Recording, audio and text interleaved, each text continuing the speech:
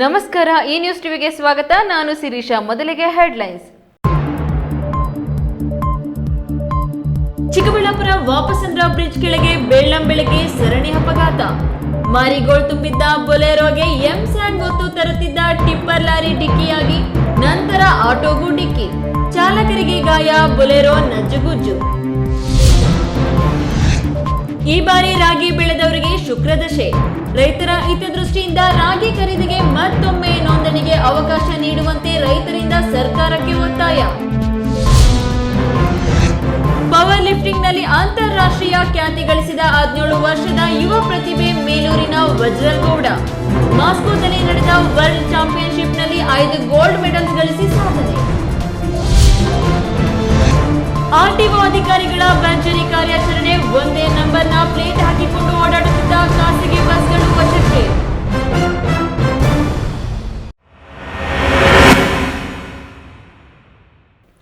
ವಾರ್ತೆಗಳ ವಿವರ. ಚಿಕ್ಕಬಳ್ಳಾಪುರದಲ್ಲಿ ಬೆಳ್ಳಂಬೆಳಗ್ಗೆ ಸರಣಿ ಅಪಘಾತ ಸಂಭವಿಸಿದ್ದು, ಹೂವು ಮಾರುಕಟ್ಟೆಗೆ ಸಾಗಿಸುತ್ತಿದ್ದ ಬುಲೆರೋ ವಾಹನ ಎಂ ಸ್ಯಾಂಡ್ ಸಾಗಿಸುತ್ತಿದ್ದ ಟಿಪ್ಪರ್ ಲಾರಿಗೆ ಹೊಡೆದು ನಂತರ ಆಟೋಗೆ ಡಿಕ್ಕಿಯಾಗಿದ್ದು, ಬುಲೆರೋ ವಾಹನ ಸಂಪೂರ್ಣ ನಜ್ಜುಗುಜ್ಜಾಗಿದ್ದು, ಎಲ್ಲ ವಾಹನಗಳ ಚಾಲಕರಿಗೂ ಗಂಭೀರ ಗಾಯಗಳಾಗಿವೆ.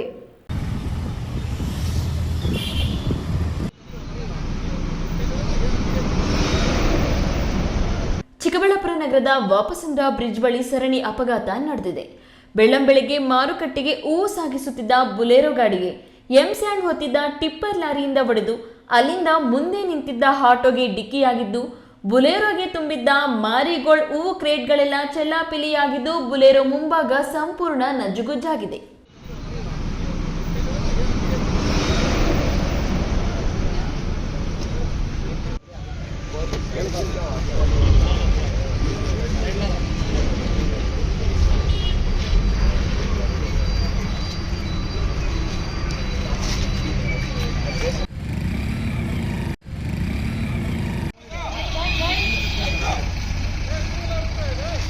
ಎಂ ಸ್ಯಾಂಡ್ ಓವರ್ಲೋಡ್ ಹಾಕಿದ್ದ ಟಿಪ್ಪರ್ ಮೊದಲು ಹೂವು ಸಾಗಿಸುತ್ತಿದ್ದ ಬುಲೆರೋ ವಾಹನಕ್ಕೆ ಡಿಕ್ಕಿ ಹೊಡೆದು ಬಳಿಕ ಅದೇ ಟಿಪ್ಪರ್ ಲಾರಿ ಆಟೋಗೆ ಡಿಕ್ಕಿ ಹೊಡೆದಿದೆ.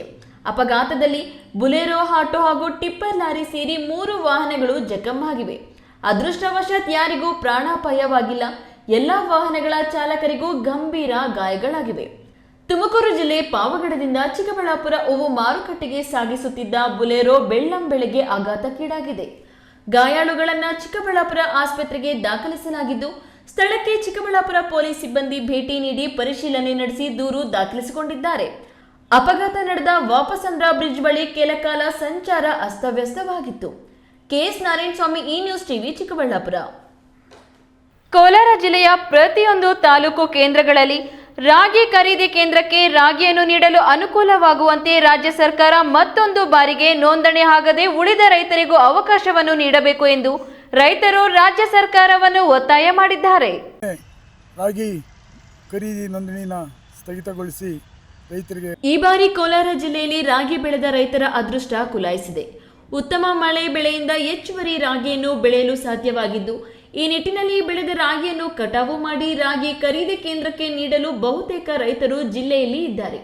ಆದ್ದರಿಂದ ರಾಜ್ಯ ಸರ್ಕಾರ ಕೋಲಾರ ಜಿಲ್ಲೆಗೆ ನೀಡಿರುವ 1,62,265 ಕ್ವಿಂಟಾಲ್ ಟಾರ್ಗೆಟ್ ಅನ್ನು ಹೆಚ್ಚಿಸಿ ಮತ್ತೊಂದು ಬಾರಿ ರೈತರ ಹಿತದೃಷ್ಟಿಯಿಂದ ನೋಂದಣಿ ಆಗದೆ ಉಳಿದ ರೈತರಿಗೂ ಅವಕಾಶ ನೀಡಬೇಕು ಎಂದು ರಾಜ್ಯ ಸರ್ಕಾರಕ್ಕೆ ಹಾಗೂ ಕೇಂದ್ರಕ್ಕೆ ಪತ್ರ ಬರೆಯುವ ಮೂಲಕ ಮನವಿ ಮಾಡಿದ್ದಾರೆ.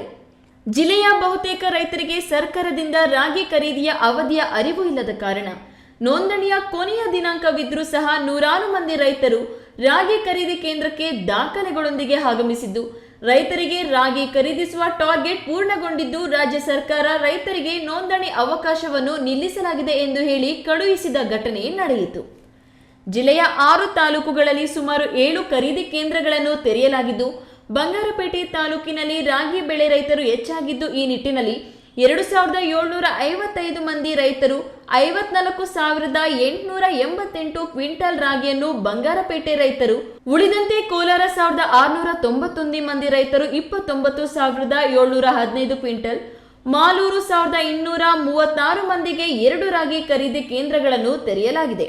ಮುಳಬಾಗಿಲು 299 ಮಂದಿಯಿಂದ ಸುಮಾರು 5,931 ಕ್ವಿಂಟಲ್ ಹಾಗೂ ಶ್ರೀನಿವಾಸಪುರ 404 ಮಂದಿಯಿಂದ 7,743 ಕ್ವಿಂಟಲ್ ಮತ್ತು ಕೆಜಿಎಫ್ 128 ಮಂದಿ ರೈತರಿಂದ ಅತಿ ಕಡಿಮೆ 2,102 ಮಂದಿ ರಾಗಿಯನ್ನು ರೈತರು ಖರೀದಿ ಕೇಂದ್ರಕ್ಕೆ ನೀಡಲು ಮುಂದಾಗಿದ್ದಾರೆ. ಕರ್ನಾಟಕ ಆಹಾರ ನಾಗರಿಕ ಸರಬರಾಜು ನಿಗಮದ ಜಿಲ್ಲಾ ವ್ಯವಸ್ಥಾಪಕ ಪ್ರಸಾದ್ ಮಾತನಾಡಿ, ಅಕ್ಟೋಬರ್ 1ರಿಂದ ಡಿಸೆಂಬರ್ 15ರವರೆಗೂ ಸುಮಾರು 8,026 ಮಂದಿ ರೈತರು ತಮ್ಮ ನೋಂದಣಿಯನ್ನು ಮಾಡಿದ್ದಾರೆ. ಪ್ರಸಕ್ತ ಸಾಲಿನಲ್ಲಿ ರೈತರಿಂದ ಕನಿಷ್ಠ ಬೆಂಬಲ ಬೆಲೆ ಯೋಜನೆಯಡಿಯಲ್ಲಿ ರಾಗಿಗೆ ಪ್ರತಿ ಕ್ವಿಂಟಲ್ 4,886 ರುಗಳ ದರದಲ್ಲಿ ರಾಜ್ಯ ಸರ್ಕಾರ ಖರೀದಿ ಮಾಡಲಾಗುತ್ತಿದೆ ಎಂದರು. ಇದುವರೆಗೂ ಅತಿ ಹೆಚ್ಚಿನ ನೋಂದಣಿ ಆಗಿರೋದು ಈ ವರ್ಷನೇ ಆಗಿರುತ್ತೆ. ಇನ್ನೂ ಯಾರಾದರೂ ಕೈಬಿಟ್ಟು ಹೋಗಿರೋ ರೈತರು ಏನಾದ್ರೆ ಮುಂದೆ ಅವರಿಗೆ ಮಾಹಿತಿ ತಿಳಿಸಿ ಅವರು ಕೂಡ ನೋಂದಣಿ ಮಾಡೋದಕ್ಕೆ ಅವಕಾಶ ಇರುತ್ತೆ. ಮತ್ತು ಎಲ್ಲ ರೈತರು ಸಹ ಯಾರು ನೋಂದಣಿ ಮಾಡ್ಕೊಂಡಿರ್ತಾರೆ ಅವರು ಉತ್ತಮವಾದ ಕಸ ಕಡ್ಡಿ ಇದ್ದಿರ್ತಕ್ಕಂಥ ಒಳ್ಳೆ ರಾಗಿ, ಗುಣಮಟ್ಟದ ರಾಗಿಯನ್ನು ನಮ್ಮ ನಿಗಮಕ್ಕೆ ಕೊಡಬೇಕು ಅಂತ ಹೇಳ್ಬಿಟ್ಟು ಈ ಮೂಲಕ ಕೋರ್ಕೊಳ್ತಾರೆ. ಯಾಕಂದರೆ ಮತ್ತೆ ಅದನ್ನೇ ನಾವು ರೇಷನ್ ಡಿಪೋಗೆ ಕೊಡೋದ್ರಿಂದ ರೈತರು ಸಹ ಸಹಕರಿಸಿ ಒಳ್ಳೆ ರಾಗಿಯನ್ನು ನಮ್ಗೆ ಕೊಡಬೇಕು ಅಂತ ಹೇಳ್ಬಿಟ್ಟು ಈ ಮೂಲಕ ಕೊಡ್ತೀವಿ. ಟಾರ್ಗೆಟ್ಗಿಂತ ಕಳೆದ ವರ್ಷ ಏನಾಗಿತ್ತು, ನೋಂದಣಿ ಕಾರ್ಯ ತಡವಾಗಿ ಪ್ರಾರಂಭ ಆಗಿತ್ತು. ಆದರೆ ಈ ಸತಿ ರೈತರಿಗೆ ಅನುಕೂಲ ಆಗಲಿ ಅಂತ ಹೇಳ್ಬಿಟ್ಟು ನಾವು ಬೇಗ ನೋಂದಣಿ ಕಾರ್ಯ ಪ್ರಾರಂಭ ಮಾಡಿರೋದಕ್ಕೋಸ್ಕರ ನಮಗೀಗ ಜಾಸ್ತಿ ರಿಜಿಸ್ಟ್ರೇಷನ್ ಆಗಿದೆ. ಕಳೆದ ವರ್ಷ 1,15,000 ಕ್ವಿಂಟಾಲ್ ಆದರೆ ಈ ವರ್ಷ ನಮಗೆ 1,62,000 ಕ್ವಿಂಟಾಲು ಆಗಿರುತ್ತೆ. ಇದರಲ್ಲೊಂದು 20,000 ತೆಗೆದರೂ ಕೂಡ ಕಮ್ಮಿ ಅಂದರೆ ನಮಗೆ 1,42,000 ಕ್ವಿಂಟಾಲ್ ರಾಗಿಯನ್ನು ಈ ಸತಿ ಖರೀದಿ ಮಾಡೋ ಗುರಿಯನ್ನು ನಿಗಮ ಹೊಂದಿರುತ್ತೆ. ನಾವೇ ನಿಗಮದ ವತಿಯಿಂದನೇ ಕೊಡ್ತೀವಿ. ರೈತರು ಅವರ ಸ್ವಂತ ಚೀಲಗಳಲ್ಲಿ ರಾಗಿಯನ್ನು ಹಾಕೊಂಡ್ಬಂದು ನಮ್ಮ ಗೋದಾಮಲ್ಲಿ ಅದನ್ನು ಸುರಿದಾಗ ನಾವು ಅದನ್ನು 50 ಕ್ವಿಂಟಾಲ್ ರಾಗಿಯನ್ನು ಪ್ರತ್ಯೇಕ ಚೀಲಗಳಲ್ಲಿ ತುಂಬಿ ನಾವು ಮಾಡ್ತೀವಿ. ರೈತರ ಚೀಲನ ರೈತರಿಗೆ ವಾಪಸ್ ಕೊಡಲಾಗುವುದು.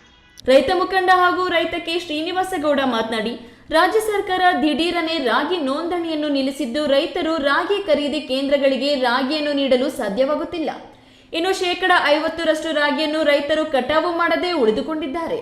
ಜಿಲ್ಲೆಯಲ್ಲಿ ಪೂರ್ತಿ ರಾಗಿ ಕಟಾವು ಮುಗಿಯುವುದು ಮಾತ್ರ ಜನವರಿ 15ರ ಮೇಲೆಯೇ ಮುಗಿಯುವುದು. ಜಿಲ್ಲೆಯ ಜನಪ್ರತಿನಿಧಿಗಳು ಹಾಗೂ ಜಿಲ್ಲಾಡಳಿತ ರೈತರ ಅನುಕೂಲಕ್ಕಾಗಿ ರಾಗಿ ನೋಂದಣಿ ಅವಧಿಯನ್ನು ಜನವರಿ 20ರವರೆಗೂ ವಿಸ್ತರಣೆ ಮಾಡಬೇಕು ಎಂದು ಒತ್ತಾಯ ಮಾಡಿದರು. ಏನು ರಾಜ್ಯ ಸರ್ಕಾರ ದಿಢೀರ್ನೆ ರಾಗಿ ಖರೀದಿ ನೋಂದಣಿನ ಸ್ಥಗಿತಗೊಳಿಸಿ ರೈತರಿಗೆ ಹೊಟ್ಟೆ ಮೇಲೆ ಹೊಡೆಯ ಕೊಟ್ಟಿದೆ. ಇನ್ನೂ ರಾಗಿ ಹೊಲಗಳಲ್ಲೇ ಇನ್ನೂ ಅರ್ಧ ಕಟಾವು ಇದೆ, ಇನ್ನೂ ಅರ್ಧ ಕಟಾವು ಮಾತ್ರ ಆಗಿದೆ. ಕೋಲಾರ ಜಿಲ್ಲೆಯಲ್ಲಿ ಪೂರ್ತಿ ಕಟಾವು ಮುಗಿಯೋದು ಜನವರಿ 15ಕ್ಕೆ. ರಾಗಿ ಮನೆಗೆ ಬರೋಂಗಿಲ್ಲ, ಆಗಲೇ ನೋಂದಣಿ ಕಾರ್ಯ ಮುಗಿದೋಗಿದೆ. ರಾಗಿ ಮನೆಗೆ ಬಂದ ಮೇಲೆ ಅವ್ನು ರೈತನ ಅದನ್ನು ಮಾರೋಣ ಬೇಡ, ನೋಂದಣಿ ಮಾಡಿಸೋಣ ಬೇಡ ಅಂತ ಆಮೇಲೆ ಆಲೋಚನೆ ಮಾಡೋದು.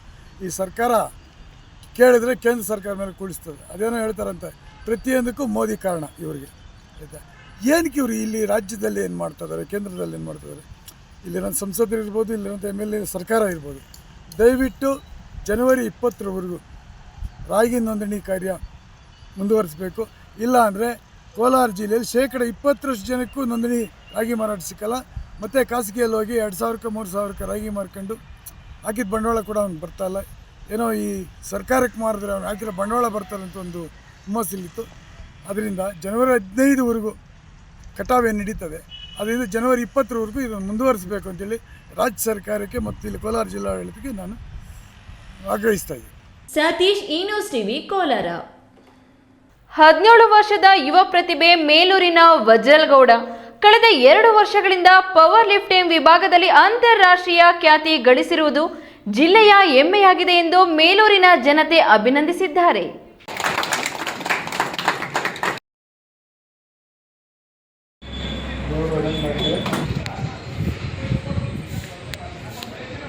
ಅಂತಾರಾಷ್ಟ್ರೀಯ ಮಟ್ಟದಲ್ಲಿ ಪವರ್ ಲಿಫ್ಟಿಂಗ್ ಸಾಧನೆಗೈದ ಮೇಲೂರು ಪ್ರತಿಭೆ ವಜ್ರಲ್ಗೌಡ ಸಂಜಯ್ ನಗರದ ಫರ್ಹಾನ್ ಹುಸೇನ್ ಎಂಬ ಗುರುಗಳ ಮೂಲಕ ಪವರ್ ಲಿಫ್ಟಿಂಗ್ ಕ್ಷೇತ್ರದಲ್ಲಿ ಸಾಧನೆ ಮಾಡುತ್ತಿದ್ದು, ಈವರೆಗೆ ರಾಷ್ಟ್ರೀಯ ಸ್ಪರ್ಧೆಯಲ್ಲಿ ಏಷ್ಯನ್ ಗೇಮ್ಸ್ನಲ್ಲಿ ಗೆಲುವಿನ ಸಾಧನೆ ಮಾಡಿದ್ದು, ವರ್ಲ್ಡ್ ಚಾಂಪಿಯನ್ಶಿಪ್ನಲ್ಲಿ ಭಾರತವನ್ನು ಪ್ರತಿನಿಧಿಸಿದ್ದಾರೆ. ಈ ಬಗ್ಗೆ ವಜ್ರಲ್ಗೌಡ ಮಾತನಾಡಿ, 16ನೆಯ ವಯಸ್ಸಿನಿಂದಲೇ ಪವರ್ ಲಿಫ್ಟಿಂಗ್ ಕ್ಷೇತ್ರದಲ್ಲಿ ಏನಾದರೂ ವಿಶೇಷವಾದ ಸಾಧನೆ ಮಾಡಬೇಕೆಂಬ ಹಂಬಲದಿಂದ ಅಭ್ಯಾಸದಲ್ಲಿ ತೊಡಗಿದ್ದೆ. ಪವರ್ ಲಿಫ್ಟಿಂಗ್ ಸ್ಪರ್ಧೆಯಲ್ಲಿ ದೇಶವನ್ನು ಪ್ರತಿನಿಧಿಸುವುದೆಂದರೆ ಕ್ರೀಡಾಪಟುವಿಗೆ ಸಂತೋಷ ತರುತ್ತದೆ. ರಷ್ಯಾದ ರಾಜಧಾನಿ ಮಾಸ್ಕೋದಲ್ಲಿ ನಡೆದ ವರ್ಲ್ಡ್ ಚಾಂಪಿಯನ್ಶಿಪ್ನಲ್ಲಿ 5 ಗೋಲ್ಡ್ ಮೆಡಲ್ ಸಾಧನೆ ಮಾಡಿದ್ದೇನೆ. ನನ್ನ ಈ ಸಾಧನೆಯಿಂದ ನನ್ನ ತಾಯಿ ಮತ್ತು ಸಹೋದರಿಯ ಅಪಾರವಾದ ಬೆಂಬಲವಿದೆ ಎಂದು ಹೆಮ್ಮೆಯಿಂದ ಹೇಳುತ್ತಾರೆ. ನನ್ನ ಹೆಸರು ವಜ್ರಲ್ಗೌಡ ಅಂತ. ನಾನು ಆಲ್ಮೋಸ್ಟ್ ಇವಾಗ ಹತ್ರ 2 ವರ್ಷದಿಂದ ಪವರ್ ಲಿಫ್ಟಿಂಗ್ ಮಾಡ್ತಾಯಿದ್ದೀನಿ. ಇದು ಸಂಜಯ್ ನಗರಲ್ಲಿ ನಮ್ಮ ಗುರುಗಳಿದ್ದಾರೆ, ಫರ್ಹಾನ್ ಹುಸೇನ್ ಅಂತ. ಅವರು ಅವರಿಂದನೇ ನಾನು ಈ ಪವರ್ ಲಿಫ್ಟಿಂಗ್ ಸ್ಪೋರ್ಟ್ಸ್ ಅಂತ ಬಂದಿದ್ದು. ಅವ್ರು ಮೊದಲಿಂದಾನೇ ಮಾಡ್ತಾಯಿದ್ರು. ನನಗೆ 1-2 ವರ್ಷದಿಂದ ನನಗೂ ಕನಸಿತ್ತು ಪವರ್ ಲಿಫ್ಟಿಂಗಲ್ಲಿ ಏನೋ ಒಂದು ಸಾಧಿಸ್ಬೇಕು ಅಂತ. ಹಂಗೆ ಆಮೇಲೆ ಅದಕ್ಕೆ ಸರ್ ಇಟ್ಕೊಂಡು ಆಯಿತು ಬಾ ನಾನು ಹೇಳ್ಕೊಡ್ತೀನಿ ನಿನಗೆ ಸಪೋರ್ಟ್ ನಾನು ಕೊಡ್ತೀನಿ ಅಂತ ಕಾಂಪಿಟೇಷನ್ಸ್ ಕರ್ಕೊಂಡೋಗಿ ಸ್ಟಾರ್ಟ್ ಮಾಡಿದ್ರು. ಫಸ್ಟ್ ತುಂಬ ಖುಷಿ ಆಗುತ್ತೆ ಸರ್. ಸೊ ನನ್ನ ಸ್ವಂತೂರು ಇಲ್ಲೇ ಸರ್, ಮೇಲೂರಲ್ಲಿರೋದು ನಾನು. ಸೊ ಇಲ್ಲಿಂದ ಹೋಗಿ ನಾನು ರಷ್ಯಾಗೆ ಹೋಗಿ ಗೆದ್ಕೊಂಬರೋಕ್ಕೆ ತುಂಬ ಖುಷಿ ಆಗುತ್ತೆ ಸರ್. ಇಲ್ಲಿ ಮೇಲೂರವ್ರ ಜನ ಎಲ್ಲ ಸಪೋರ್ಟ್ ಮಾಡಿ ಹಿಂಗೆಲ್ಲ. ಕಂಬದಹಳ್ಳಿಯ ಬಿಜೆಪಿ ಮುಖಂಡ ಸುರೇಂದ್ರ ಗೌಡ ಮಾತನಾಡಿ, ಮೇಲೂರಿನಿಂದ ಎಂಎಲ್ಸಿ ಆಗಿದ್ದ ನಂಜುಂಡಪ್ಪ ಅವರ ಮೊಮ್ಮಗನಾದ ವಜ್ರಲ್ ಗೌಡ, ಈತನ ತಂದೆ ಸಣ್ಣ ವಯಸ್ಸಿನಲ್ಲಿ ಮರಣ ಹೊಂದುತ್ತಾರೆ. ತಾಯಿ ಆಶ್ರಯದಲ್ಲಿ ಬೆಳೆದ ಈತ ಉತ್ತಮ ಸಾಧನೆಯ ಮೂಲಕ ಭಾರತದ ಕೀರ್ತಿಯನ್ನು ಬೆಳಗಿದ್ದಾರೆ. ಈ ಪ್ರತಿಭೆ ಇನ್ನೂ ಎತ್ತರದ ಸ್ಥಾನಗಳನ್ನು ಗಳಿಸಲಿ ಎಂದು ಆಶಿಸುತ್ತೇನೆ ಎಂದರು. ಪವರ್ ಲಿಫ್ಟಿಂಗ್ನಲ್ಲಿ ಅಮೋಘ ಸಾಧನೆ ತೋರಿರುವ ಜಿಲ್ಲೆಯ ಅಪರೂಪದ ಪ್ರತಿಭೆಯನ್ನು ಮೇಲೂರಿನ ಗ್ರಾಮಸ್ಥರು ಪ್ರೀತಿಯಿಂದ ಬರಮಾಡಿಕೊಂಡು ತುರಾಯಿ ಹಾಕುವ ಮೂಲಕ ಭವಿಷ್ಯ ಉತ್ತಮವಾಗಿರಲಿ ಎಂದು ಹಾರೈಸಿದ್ದಾರೆ. ಕಾಂಗ್ರೆಸ್ ಮುಖಂಡ ಕೆ ಮಂಜು ಮಾತನಾಡಿ, ನನ್ನ ಸ್ನೇಹಿತನ ಮಗ ಪವರ್ ಲಿಫ್ಟಿಂಗ್ನಲ್ಲಿ ಭಾರತಕ್ಕೆ 5 ಚಿನ್ನದ ಪದಕಗಳನ್ನು ತಂದಿರುವ ವಿಚಾರ ಅಪಾರ ಸಂತೋಷವನ್ನು ಉಂಟು ಮಾಡಿದೆ. ಹೀಗಾಗಿ ವಜ್ರಗೌಡ ಅವರನ್ನು ಮನೆಗೆ ಆಹ್ವಾನಿಸಿ ಸಿಹಿ ತಿನಿಸಿ ಗೌರವಿಸುವ ಮೂಲಕ ಆಶೀರ್ವಾದ ಮಾಡಿದ್ದೇನೆ. ಜಿಲ್ಲಾಡಳಿತ, ಜನಪ್ರತಿನಿಧಿಗಳು ಇನ್ನೂ ಹೆಚ್ಚಿನ ಪ್ರೋತ್ಸಾಹ ನೀಡಿದರೆ ಈ ಕ್ಷೇತ್ರದಲ್ಲಿ ಉತ್ತಮ ಸಾಧನೆ ತೋರುತ್ತಾರೆ ಎನ್ನುವುದು ಕ್ರೀಡಾ ಪ್ರೇಮಿಗಳ ಆಶಯವಾಗಿದೆ ಎಂದರು. ವೀರಾಪುರ ಮಂಜುನಾಥ್, ಈ ನ್ಯೂಸ್ ಟಿವಿ, ಶಿಡ್ಲಘಟ್ಟ.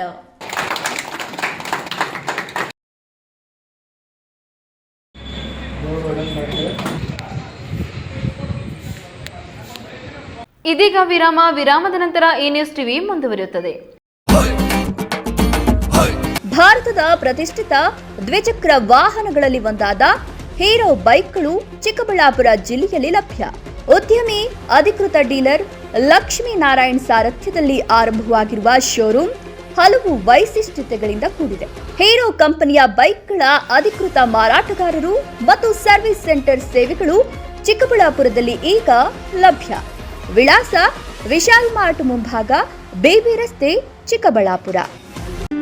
ಖ್ಯಾತ ಶಸ್ತ್ರಚಿಕಿತ್ಸಾ ತಜ್ಞ ಡಾಕ್ಟರ್ ಪ್ರಶಾಂತ್ ಮೂರ್ತಿ ಸಾರಥ್ಯದಲ್ಲಿ ಆರಂಭಗೊಂಡಿದೆ. ಅತ್ಯಾಧುನಿಕ ಸೌಲಭ್ಯಗಳನ್ನು ಒಳಗೊಂಡ ದಿನದ 24 ಗಂಟೆಗಳ ಕಾಲ ಕಾರ್ಯನಿರ್ವಹಿಸುತ್ತಿರುವ ಅಭಯ ಆಸ್ಪತ್ರೆಯಲ್ಲಿ ಎಲ್ಲಾ ರೀತಿಯ ಚಿಕಿತ್ಸೆಗಳು ಲಭ್ಯ. ಗುಣಮಟ್ಟದ ಆರೋಗ್ಯ ಸೇವೆಯನ್ನು ಕೈಗೆಟುಕುವ ದರದಲ್ಲಿ ಒದಗಿಸುವುದು ನಮ್ಮ ಧ್ಯೇಯ. ಚಿಕ್ಕಬಳ್ಳಾಪುರ ಜಿಲ್ಲೆಯಲ್ಲಿ ಆರಂಭಗೊಂಡಿರುವ ಈ ಆಸ್ಪತ್ರೆಯಲ್ಲಿ ಈ ಕೆಳಕಂಡ ಚಿಕಿತ್ಸೆಗಳು ಲಭ್ಯ: ತುರ್ತು ಸೇವೆ, ಜನರಲ್ ಮೆಡಿಸಿನ್, ಜನರಲ್ ಸರ್ಜರಿ, ಮಕ್ಕಳ ತಜ್ಞ ವೈದ್ಯರ ಸೇವೆ, ಎಂಡೋಸ್ಕೋಪಿ, ಮೂಳೆ ರೋಗ ತಜ್ಞರ ಸೇವೆ, ಸ್ತ್ರೀರೋಗ ತಜ್ಞರ ಸೇವೆ, gastro enterology, CT scanning, ultrasound ಹಾಗೂ ಪ್ರಯೋಗಾಲಯ ಸೇವೆಗಳು ಲಭ್ಯವಿದೆ.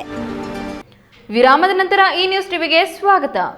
ಕೋಲಾರದಲ್ಲಿ ಆರ್ಟಿಒ ಅಧಿಕಾರಿಗಳು ಚುರುಕಿನ ಕಾರ್ಯಾಚರಣೆ ನಡೆಸಿ ಒಂದೇ ನಂಬರ್ ಪ್ಲೇಟ್ ಹಾಕಿಕೊಂಡು ಓಡಾಡುತ್ತಿದ್ದ ಖಾಸಗಿ ಬಸ್ಗಳನ್ನು ವಶಕ್ಕೆ ಪಡೆದಿರುವ ಘಟನೆ ನಡೆದಿದೆ.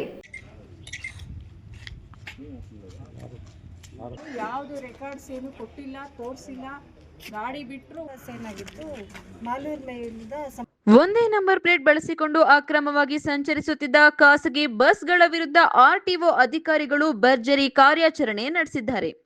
ಕೋಲಾರ ಜಿಲ್ಲೆಯ ಕೆಜಿಎಫ್ ತಾಲೂಕಿನ ಕೋಟಿಲಿಂಗೇಶ್ವರ ಸಮೀಪ ಒಂದು ಖಾಸಗಿ ಬಸ್ ಅನ್ನು ವಶಕ್ಕೆ ಪಡೆಯಲಾಗಿದ್ದು, ಮತ್ತೊಂದು ಬಸ್ ಅನ್ನು ಮಾಲೂರು ತಾಲೂಕಿನ ಹೊಸೂರು ರಸ್ತೆಯಲ್ಲಿ ಅಧಿಕಾರಿಗಳು ವಶಕ್ಕೆ ಪಡೆದಿದ್ದಾರೆ. ಜಿಎಂಜಿ ಟ್ರಾವೆಲ್ಸ್ ಹೆಸರಿನಲ್ಲಿ ಸಂಚರಿಸುತ್ತಿದ್ದ ಈ 2 ಖಾಸಗಿ ಬಸ್ಗಳು ಒಂದೇ AI05K7522 ನಂಬರ್ ಪ್ಲೇಟ್ ಅಳವಡಿಸಿಕೊಂಡು ಓಡಾಡುತ್ತಿದ್ದವು ಎಂಬುದು ಪರಿಶೀಲನೆಯಲ್ಲಿ ಬೆಳಕಿಗೆ ಬಂದಿದೆ. ಏನಾಗಿತ್ತು, ಮಾಲೂರು ಮೇಲಿಂದ ಸಂಪರ್ಗೆರೆ ಕ್ರಾಸ್ಗೆ ಹೋಗ್ತಾ ಇತ್ತು, ಹೊಸೂರಿಗೆ ಬಸ್ ಮದುವೆಗೇನೋ ಹೋಗ್ತಾ ಇತ್ತು. ನಾನು ಅವಾಗ ಫೋಟೋ ತೆಕ್ಕೊಂಡೆ. ಸೊ ಈ ಬಸ್ನ ನಾನು ಈ ಕಡೆ ಚೆಕಿಂಗ್ ಮಾಡ್ಬೇಕಾದ್ರೆ ನಾನು ನೋಡಿದ ನೆನಪು ನನಗಿತ್ತು. ನಾನು ನಂಬರ್ ಅವಾಗ್ಲೂ ತಗೊಂಡು ಇಟ್ಕೊಂಡಿದ್ದೆ. ಸೊ ಒಂದೇ ನಂಬರ್ 2 ಟೈಮ್ ಹೋಗ್ತಾ ಇದೆ ಅಂತ ಹೇಳ್ಬಿಟ್ಟು ಈ ಗಾಡಿನ ನಾನು ಅವಾಗ ಹಿಡಿನಿಲ್ಲ. ಯಾಕಂದರೆ 2 ಅಟ್ ಅ ಟೈಮ್ ಹಿಡಿಬೇಕು, ಒಂದು ಹಿಡಿದ್ರೆ ಒಂದು ಮಿಸ್ ಆಗುತ್ತೆ ಅಂತ ನಾನು ಹಿಡಿನಿಲ್ಲ. ನೈಟ್ ಏನು ಮಾಡಿದೆ, ನಾನು ಚೆಕಿಂಗ್ ಮಾಡಿದೆ, ಬಸ್ಸಿಗೆ ವೆಯ್ಟ್ ಮಾಡ್ತಿದ್ದೆ. ಹೋಗಿದ್ದು ವಾಪಸ್ ಬರಲೇಬೇಕಂತ ಹೇಳಿ ವೆಯ್ಟ್ ಮಾಡ್ತಾ ಇದ್ದೆ. ಅವಾಗ ನಾನು ಮುನಿಕೃಷ್ಣ ಸರ್ಗೂ ಫೋನ್ ಮಾಡಿ ಈ ಥರ ಇದೆ ಅಂತೇಳಿ ಮಾಹಿತಿ ತಿಳಿಸಿದ್ದೆ. ಈ ಅಕ್ರಮದ ಮಾಹಿತಿ ಮೇರೆಗೆ ಸಾರಿಗೆ ಇಲಾಖೆಯು ಜಂಟಿ ಆಯುಕ್ತೆ ಗಾಯತ್ರಿ ದೇವಿ ಅವರ ನೇತೃತ್ವದಲ್ಲಿ ಕಾರ್ಯಾಚರಣೆ ನಡೆಯಿತು. ವಶಕ್ಕೆ ಪಡೆದ ಬಸ್ಗಳನ್ನು ಕೋಲಾರ ಜಿಲ್ಲೆಯ ಕೆಜಿಎಫ್ ಆರ್ಟಿಒ ಕಚೇರಿಗೆ ಕರೆದೊಯ್ಯಲಾಗಿದ್ದು, ರೆಗ್ಯುಲರ್ ಚೆಕಿಂಗ್ ಮಾಡೋ ಸಮಯದಲ್ಲಿ ನಾವು ಈ ಬಸ್ಗಳನ್ನು ನಾವು ಚೆಕಿಂಗ್ ಮಾಡಿ ಅಂತ ನಾವು ಇನ್ಸ್ಪೆಕ್ಟರ್ಗಳಿಗೆ ತಿಳಿಸಿ ಒಂದು ಆದೇಶ ನೀಡಿರ್ತೇವೆ.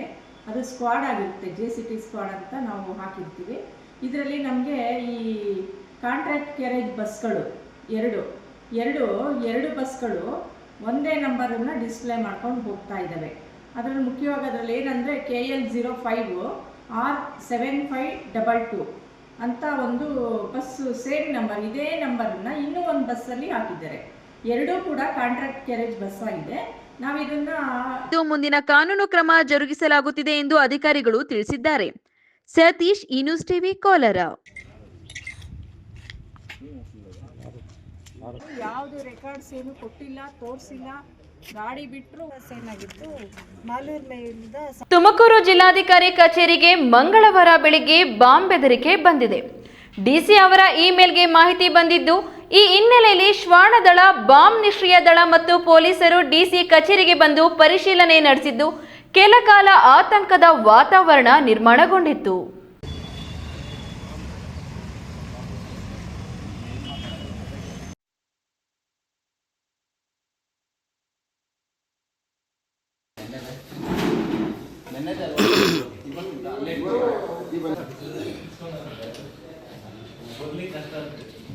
ತುಮಕೂರು ಜಿಲ್ಲಾಧಿಕಾರಿ ಕಚೇರಿಗೆ ಮಂಗಳವಾರ ಬೆಳಿಗ್ಗೆ ಬಾಂಬ್ ಬೆದರಿಕೆ ಬಂದಿದೆ. ಡಿಸಿ ಅವರ ಇಮೇಲ್ ಮಾಹಿತಿ ಬಂದಿದ್ದು, ಈ ಹಿನ್ನೆಲೆಯಲ್ಲಿ ಶ್ವಾನದಳ, ಬಾಂಬ್ ನಿಷ್ಕ್ರಿಯ ದಳ ಮತ್ತು ಪೊಲೀಸರು ಡಿಸಿ ಕಚೇರಿಗೆ ಬಂದು ಪರಿಶೀಲನೆ ನಡೆಸಿದ್ರು. ಡಿಸೆಂಬರ್ 16ರಂದು ಮಂಗಳವಾರ ಬೆಳಿಗ್ಗೆ 7 ಗಂಟೆ ಜಿಲ್ಲಾಧಿಕಾರಿಗಳ ಇಮೇಲ್ಗೆ ಡಿಸಿ ಕಚೇರಿಗೆ ಬಾಂಬ್ ಇಟ್ಟಿರುವುದಾಗಿ ಮೇಲ್ ಬಂದಿದೆ. ಇದರಿಂದ ಡಿಸಿ ಕಚೇರಿಯಲ್ಲಿ ಕೆಲ ಕಾಲ ಆತಂಕ ಸೃಷ್ಟಿಸಿತ್ತು. ಪೊಲೀಸ್ ವರಿಷ್ಠಾಧಿಕಾರಿ ಅಶೋಕ್, ಡಾಗ್ ಸ್ಕ್ವಾಡ್, ಬಾಂಬ್ ನಿಷ್ಕ್ರಿಯ ದಳ ಮತ್ತು ಪೊಲೀಸರು ಎಲ್ಲ ಕಡೆ ಪರಿಶೀಲಿಸಲಾಗಿ ಯಾವುದೇ ಬಾಂಬ್ ಪತ್ತೆಯಾಗಿಲ್ಲ. ಹೀಗಾಗಿ ಇದೊಂದು ಹುಸಿ ಬಾಂಬ್ ಬೆದರಿಕೆ ಎಂದು ಗೊತ್ತಾದ ಮೇಲೆ ಆತಂಕದ ವಾತಾವರಣ ತಿಳಿಯಾಯಿತು. ಬಳಿಕ ಮಾತನಾಡಿದ ಎಸ್ಪಿ ಅಶೋಕ್, ಬಾಂಬ್ ಬೆದರಿಕೆ ಇಮೇಲ್ಗೆ ಬೆದರಿಕೆ ಬಂದಿದೆ. ವಿಷಯ ತಿಳಿದ ತಕ್ಷಣ ಬಾಂಬ್ ನಿಷ್ಕ್ರಿಯ ದಳವನ್ನು ಕರೆಸಲಾಗಿದೆ. ಶ್ವಾನ ದಳವನ್ನು ಕರೆಸಿದೆವು. ಡಿಸಿ ಕಚೇರಿಯ ಒಳಗೆ ಮತ್ತು ಸುತ್ತಮುತ್ತಲಿರುವ ಕಚೇರಿಗಳಲ್ಲಿ ಪರಿಶೀಲಿಸಿದ್ದೇವೆ. ಈ ಸಂದರ್ಭದಲ್ಲಿ ಯಾವುದೇ ಸ್ಫೋಟಕವಾಗಲಿ ಪತ್ತೆಯಾಗಲಿಲ್ಲ. ಚೆಕ್ ಮಾಡಿದ ಮೇಲೆ ಅಧಿಕಾರಿಗಳನ್ನ ಡಿಸಿ ಕಚೇರಿಗೆ ಬಿಟ್ಟಿದ್ದೇವೆ. ಬಾಗಿಲ ಬಳಿ ಮೆಟಲ್ ಡಿಟೆಕ್ಟರ್ ಅನ್ನು ಇಟ್ಟಿದ್ದೇವೆ. ಇದರ ಮೂಲಕ ಎಲ್ಲರನ್ನೂ ಪರಿಶೀಲಿಸಿ ಒಳಗೆ ಬಿಡುತ್ತಿದ್ದೇವೆ. ಹೈ ಅಲರ್ಟ್ ನಲ್ಲಿ ಇರುತ್ತೇವೆ. ಮೇಲ್ ಬಗ್ಗೆ FIR ಮಾಡಿ ಕೂಲಂಕುಷವಾಗಿ ತನಿಖೆ ಕೈಗೊಳ್ಳುತ್ತೇವೆ. ಮೇಲ್ನಲ್ಲಿ ಏನೇನು ಇದೆ ಎಂಬುದನ್ನು ತಿಳಿದುಕೊಂಡು ಮುಂದಿನ ಕ್ರಮ ಕೈಗೊಳ್ಳುತ್ತೇವೆ ಎಂದು ಹೇಳಿದ್ರು. ಡಿಸಿ ಆಫೀಸಿಂದ ಕಂಟ್ರೋಲ್ ರೂಮ್ಗೆ ಮಾಹಿತಿ ಬಂದಿದೆ. ಅವರಿಗೆ ಒಂದು ಬಾಂಬ್ ಥ್ರೆಟ್ ಇಮೇಲ್ ಒಂದು ಬಂದಿದೆ ಅಂತ ಮಾಹಿತಿ ಬಂದ ತಕ್ಷಣ ನಾವು AR ಇಂದ ಬಾಂಬ್ ಆಂಟಿ ಸ್ಯಾಬಟೈಸ್ ಟೀಮ್ ಅನ್ನು, ASC ಟೀಮ್ ಅನ್ನು ಇಮಿಡಿಯೇಟ್ ಆಗಿ ಕಳಿಸಿದ್ದೀವಿ. ಜೊತೆಗೆ ಬಾಂಬ್ ಡಿಟೆಕ್ಷನ್, ಎಕ್ಸ್ಪ್ಲೋಸಿವ್ಸ್ ಡಿಟೆಕ್ಷನ್ ಮಾಡುವಂಥ ಡಾಗ್ನನ್ನು ಕಳಿಸಿದ್ವಿ. ಸೊ ಅದು ಬಂದಾದ ಮೇಲೆ ಎಲ್ಲ ಇಡೀ ಡಿಸ್ಟ್ರಿಕ್ಟ್, ಇಡೀ DC ಆಫೀಸು ಮತ್ತು ಸುತ್ತಮುತ್ತ ಇರುವ ಮುಖ್ಯದ ಗೌರ್ಮೆಂಟ್ ಆಫೀಸ್ಗಳನ್ನು ಎಲ್ಲನೂ ಸೂಕ್ಷ್ಮವಾಗಿ ಚೆಕ್ ಮಾಡಲಾಗಿದೆ. ರಿಲ್ಯಾಕ್ಸಿಟಿ ಆಗಿ ರಿಲ್ಯಾಕ್ಸ್ ಆಗೋದಿಲ್ಲ, ಒಂದು ಹೈ ಅಲರ್ಟಲ್ಲಿ ಇದ್ದು ನಾವು ಮುಂದೆ ಸೊ ಅವ್ರ ಆಫೀಸಲ್ಲಿ ನೋಡಿ ನಮಗೆ ಮಾಹಿತಿ.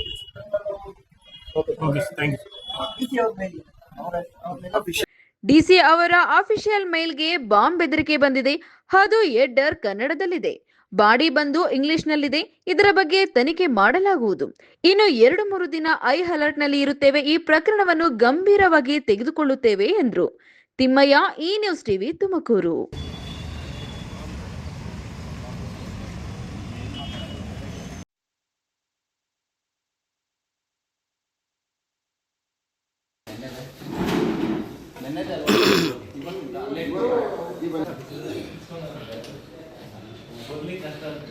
HD ಕುಮಾರಸ್ವಾಮಿ ಮುಖ್ಯಮಂತ್ರಿ ಆಗಿದ್ದ ಅವಧಿಯಲ್ಲಿ ರೈತರ ಸಾಲ ಮನ್ನಾ ಮಾಡಿ ಅನೇಕ ಜನಪರ ಯೋಜನೆಗಳನ್ನು ಜಾರಿಗೊಳಿಸಿ ಜನಸಾಮಾನ್ಯರ ಹಿತ ಕಾಯ್ದುಕೊಂಡ ನಾಯಕ ಎನಿಸಿಕೊಂಡಿದ್ರು. ಪ್ರಸ್ತುತ ಕೇಂದ್ರ ಬೃಹತ್ ಕೈಗಾರಿಕಾ ಸಚಿವರಾಗಿ ತಮ್ಮ ಜವಾಬ್ದಾರಿಯನ್ನು ಸಮರ್ಥವಾಗಿ ನಿಭಾಯಿಸುತ್ತಿದ್ದು, ಪ್ರಧಾನಮಂತ್ರಿ ನರೇಂದ್ರ ಮೋದಿ ಅವರ ಸಹಕಾರದಿಂದ ರಾಜ್ಯದ ಮುಂದಿನ ಮುಖ್ಯಮಂತ್ರಿ ಆಗಲಿ ಎಂದು JDS ಜಿಲ್ಲಾಧ್ಯಕ್ಷ ಮುಕ್ತ ಮುನಿಯಪ್ಪ ಶುಭ ಕೋರಿದರು.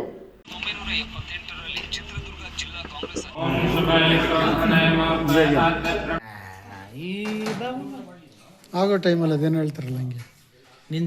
ಚಿಕ್ಕಬಳ್ಳಾಪುರ ಜಿಲ್ಲಾ JDS ಪಕ್ಷದಿಂದ ಮಾಜಿ ಮುಖ್ಯಮಂತ್ರಿ ಕೇಂದ್ರ ಬೃಹತ್ ಕೈಗಾರಿಕಾ ಸಚಿವ HD ಕುಮಾರಣ್ಣನ ಜನ್ಮದಿನದ ಅಂಗವಾಗಿ ನಗರದ ಹೊರವಲಯದ ವೀರಾಂಜನೇಯ ಸ್ವಾಮಿ ದೇವಾಲಯದಲ್ಲಿ ವಿಶೇಷ ಪೂಜೆ, ಹೋಮ, ಹವನ, ಅನ್ನದಾನ ಹಮ್ಮಿಕೊಳ್ಳಲಾಗಿತ್ತು.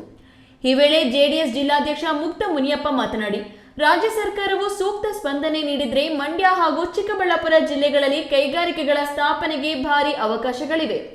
ಕೇಂದ್ರ ಬೃಹತ್ ಕೈಗಾರಿಕೆ ಸಚಿವರಾಗಿ ಕುಮಾರಣ್ಣ ಉತ್ತಮ ಕೆಲಸ ಮಾಡುತ್ತಿದ್ದಾರೆ. 2028ರ ವಿಧಾನಸಭಾ ಚುನಾವಣೆಯಲ್ಲಿ ಬಿಜೆಪಿ ಜೆಡಿಎಸ್ ಮೈತ್ರಿಯ ಗೆಲುವು ನಿಶ್ಚಿತವಾಗಿದ್ದು, ಕುಮಾರಸ್ವಾಮಿ ಅವರು ಮತ್ತೊಮ್ಮೆ ಮುಖ್ಯಮಂತ್ರಿ ಆಗಿ ರಾಜ್ಯದ ಜನತೆಗೆ ಸೇವೆ ಸಲ್ಲಿಸಲಿ ಎಂಬುದು ನಮ್ಮ ಆಶಯ ಎಂದು ಹೇಳಿದರು. 2025ಕ್ಕೆ ಈ ದೇಶದ ಕೇಂದ್ರ ಮಂತ್ರಿಗಳಾದಂಥ ಎಚ್ ಡಿ ಕುಮಾರಸ್ವಾಮಿ ಅವರ ಬರ್ತ್ಡೇಯನ್ನು ಇವತ್ತು ವೀರಾಂಜನೇಯ ದೇವಸ್ಥಾನದಲ್ಲಿ ಏರ್ಪಡಿಸಲಾಗಿತ್ತು. ಅದರ ಮುಖಾಂತರ ನಾವೆಲ್ಲ ಜಿಲ್ಲಾಧ್ಯಕ್ಷರು, ತಾಲೂಕು ಅಧ್ಯಕ್ಷರು, ಮಹಿಳಾ ಘಟಕದ ಅಧ್ಯಕ್ಷರು ಎಲ್ಲ ಸೇರಿ ನಾವು ಇವತ್ತು 66ನೇ ವರ್ಷ ಕುಮಾರಣ್ಣ ಬರ್ತ್ಡೇವನ್ನು ಆಚರಣೆ ಮಾಡಿದ್ದೀವಿ. ಕುಮಾರಣ್ಣನ ಹುಟ್ಟುಹಬ್ಬದ ಆಚರಣೆ ಕೇವಲ ಕೇಕ್ ಕತ್ತರಿಸುವ ಸಂಭ್ರಮಕ್ಕೆ ಸೀಮಿತಗೊಳಿಸದೆ ದೈವಭಕ್ತಿ ಮತ್ತು ಮಾನವೀಯ ಸೇವೆಯ ಮೂಲಕ ವಿಭಿನ್ನವಾಗಿ ಆಚರಿಸಲಾಯಿತು. ಜಿಲ್ಲಾ ಕಾರ್ಯಾಧ್ಯಕ್ಷ ಕೆಆರ್ ರೆಡ್ಡಿ ನಾಯಕತ್ವದಲ್ಲಿ ತಾಲೂಕಿನ ತಿಪ್ಪೇನಹಳ್ಳಿ ಸಮೀಪದ ಮಾನಸ ವೃದ್ಧಾಶ್ರಮದಲ್ಲಿನ ವೃದ್ಧರಿಗೆ ಅನ್ನ ಸಂತರ್ಪಣೆ ಹಾಗೂ ಚಳಿಗಾಲದ ವಾತಾವರಣ ಹಿನ್ನೆಲೆಯಲ್ಲಿ ವೃದ್ಧರಿಗೆ ಹೊದಿಕೆಗಳನ್ನು ವಿತರಿಸುವ ಮೂಲಕ ಮಾನವೀಯತೆ ಮೆರೆದರು. ಮುಖ್ಯಮಂತ್ರಿಗಳಾದ ಕೇಂದ್ರ ಉಕ್ಕು ಮತ್ತು ಬೃಹತ್ ಕೈಗಾರಿಕೆ ಸಚಿವರಾದಂಥ ಕುಮಾರಣ್ಣ ಅವರ 66ನೇ ವರ್ಷದ ಹುಟ್ಟುಹಬ್ಬದ ಪ್ರಯುಕ್ತ ಈ ದಿನ ನಾವು ನಮ್ಮ ಜಿಲ್ಲಾಧ್ಯಕ್ಷರು ಮತ್ತು ತಾಲೂಕಾಧ್ಯಕ್ಷರು ಮತ್ತು ಎಲ್ಲ ನಮ್ಮ JDS ಕಾರ್ಯಕರ್ತರು ಆಂಜನೇಯ ಸ್ವಾಮಿ ದೇವಸ್ಥಾನದಲ್ಲಿ ಅವರಿಗೆ ಒಳ್ಳೆಯ ಆರೋಗ್ಯ ಕೊಟ್ಟು ಒಳ್ಳೆಯ ಅಧಿಕಾರ ಕೊಡಲಿ ಅಂತೇಳಿ ಪೂಜೆ ಮಾಡಿಸಿ ಅಲ್ಲಿ ಕೇಕ್ ಕಟ್ ಮಾಡಿ ಅಲ್ಲಿ ಎಲ್ಲರಿಗೂ ಸಿಹಿ ಕೊಟ್ಟು ಇಲ್ಲಿ ಬಂದು ಮಾನಸ ವೃದ್ಧಾಶ್ರಮದಲ್ಲಿ ಏನು ಇವತ್ತು ಒಂದು ಅನ್ನಸಂತರ್ಪಣೆ ಅವರ ಹೆಸರಿನಲ್ಲಿ ಅನ್ನಸಂತರ್ಪಣೆ ಇಟ್ಕೊಂಡಿದ್ವಿ. ಈ ದಿನ ಅವ್ರಿಗೆ ಬಂದು ಅನ್ನಸಂತರ್ಪಣೆ ಕೊಟ್ಟು ಅವರಿಗೆ ಎಲ್ಲರಿಗೂ ಒಂದು ಹೊದಿಕೆ ಕೊಟ್ಟಿದ್ದೀವಿ. ಅದರಿಂದ ಈ ಕುಮಾರಣ್ಣವ್ರಿಗೆ ಒಳ್ಳೆಯದಾಗಬೇಕು. ಈ ಸಂದರ್ಭದಲ್ಲಿ ತಾಲೂಕು ಅಧ್ಯಕ್ಷ ಕೆಬಿ ಮುನಿರಾಜು, ಶಾಂತಮೂರ್ತಿ, ಏಳುವಳ್ಳಿ ಸೊನ್ನೇಗೌಡ, ಬಂಡ್ಲು ಶ್ರೀನಿವಾಸ್, ನಾರಾಯಣಗೌಡ, ಪ್ರಭಾ ನಾರಾಯಣಗೌಡ, ಸಾದಿಕ್ ಬಾಷಾ, ಸ್ಟುಡಿಯೋ ಮಂಜು ಸೇರಿದಂತೆ ಅನೇಕ JDS ಕಾರ್ಯಕರ್ತರು ಉಪಸ್ಥಿತರಿದ್ದರು. KS ನಾರಾಯಣ ಸ್ವಾಮಿ, ಈ ನ್ಯೂಸ್ ಟಿವಿ, ಚಿಕ್ಕಬಳ್ಳಾಪುರ. 1978ರಲ್ಲಿ ಚಿತ್ರದುರ್ಗ ಜಿಲ್ಲಾ ಕಾಂಗ್ರೆಸ್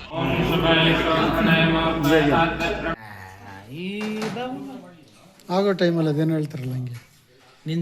ಶ್ರೀನಿವಾಸಪುರ ಪಟ್ಟಣದ ಹಲವು ವರ್ಷಗಳ ಜ್ವಲಂತ ಸಮಸ್ಯೆಯಾಗಿರುವ ರಾಜಕಾಲುವೆ ಒತ್ತುವರಿ ಹಾಗೂ ಹದಗೆಟ್ಟಿರುವ ರಸ್ತೆಗಳ ದುರಸ್ತಿಗೆ ಸಂಬಂಧಿಸಿದಂತೆ ಜಿಲ್ಲಾಧಿಕಾರಿ ರವಿರವರು ಮಂಗಳವಾರ ಖುದ್ದಾಗಿ ಸ್ಥಳಕ್ಕೆ ಭೇಟಿ ನೀಡಿ ಪರಿಶೀಲನೆ ನಡೆಸಿದರು.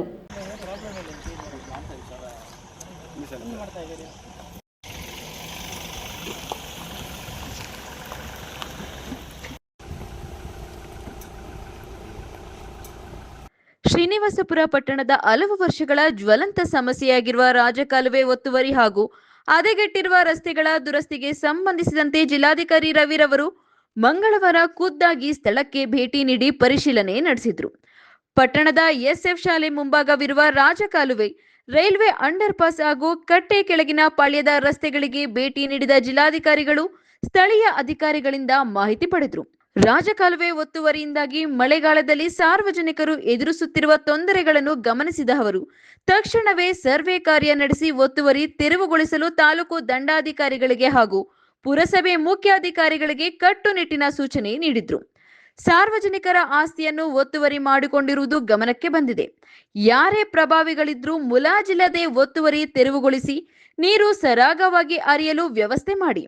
ಕೇವಲ ರಾಜಕಾಲುವೆ ಮಾತ್ರವಲ್ಲದೆ ಪಟ್ಟಣದ ಪ್ರಮುಖ ರಸ್ತೆಗಳ ಗುಂಡಿ ಬಿದ್ದಿರುವ ಸ್ಥಿತಿ ಮತ್ತು ಸಂಚಾರ ದಟ್ಟಣೆಯ ಬಗ್ಗೆಯೂ ಜಿಲ್ಲಾಧಿಕಾರಿಗಳು ಮಾಹಿತಿ ಸಂಗ್ರಹಿಸಿದ್ರು. ರಾಜಕಾರಣಿಗಳ ಒತ್ತಡಕ್ಕೆ ಮಣಿಯದೆ ಸಾರ್ವಜನಿಕರ ಹಿತದೃಷ್ಟಿಯಿಂದ ಕೆಲಸ ಮಾಡುವಂತೆ ಅಧಿಕಾರಿಗಳಿಗೆ ಎಚ್ಚರಿಸಿದ್ರು. ರೈಲ್ವೆ ಅಂಡರ್ ಪಾಸ್ ಬಳಿ ನೀರು ನಿಲ್ಲುವ ಸಮಸ್ಯೆಯನ್ನು ಶಾಶ್ವತವಾಗಿ ಬಗೆಹರಿಸಲು ತಾಂತ್ರಿಕ ವರದಿ ಸಲ್ಲಿಸುವಂತೆ ಇಂಜಿನಿಯರ್ಗಳಿಗೆ ಸೂಚಿಸಿದ್ರು. ಈ ಪರಿಶೀಲನಾ ಕಾರ್ಯದಲ್ಲಿ ತಾಲೂಕು ಆಡಳಿತದ ಅಧಿಕಾರಿಗಳು, ಪುರಸಭೆಯ ಮುಖ್ಯಾಧಿಕಾರಿಗಳು, ಕಂದಾಯ ಇಲಾಖೆಯ ಅಧಿಕಾರಿಗಳು ಹಾಗೂ ಲೋಕೋಪಯೋಗಿ ಇಲಾಖೆಯ ಸಿಬ್ಬಂದಿಗಳು ಹಾಜರಿದ್ದರು. ಜಿಲ್ಲಾಧಿಕಾರಿಗಳ ಈ ದಿಢೀರ್ ಭೇಟಿಯಿಂದ ಪಟ್ಟಣದ ನಾಗರಿಕರಲ್ಲಿ ಮೂಲ ಸೌಕರ್ಯ ಅಭಿವೃದ್ಧಿಯ ಬಗ್ಗೆ ಹೊಸ ಭರವಸೆ ಮೂಡಿದೆ. ನಂದೀಶ್, ಈ ನ್ಯೂಸ್ ಟಿವಿ, ಶ್ರೀನಿವಾಸಪುರ.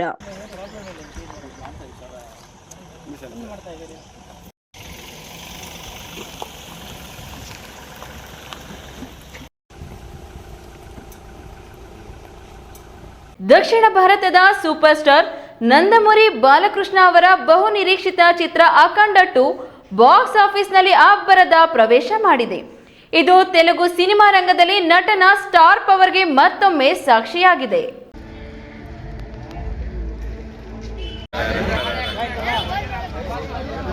ಡಿಸೆಂಬರ್ 5ರಂದು ಬಿಡುಗಡೆಯಾಗಬೇಕಿದ್ದ ಈ ಸಿನಿಮಾ ಹಣಕಾಸಿನ ಸಮಸ್ಯೆಗಳಿಂದ ಕೊನೆಯ ಕ್ಷಣದಲ್ಲಿ ಮುಂದೂಡಲ್ಪಟ್ಟು ಡಿಸೆಂಬರ್ 12ರಂದು ತೆರೆಗೆ ಬಂದಿದೆ.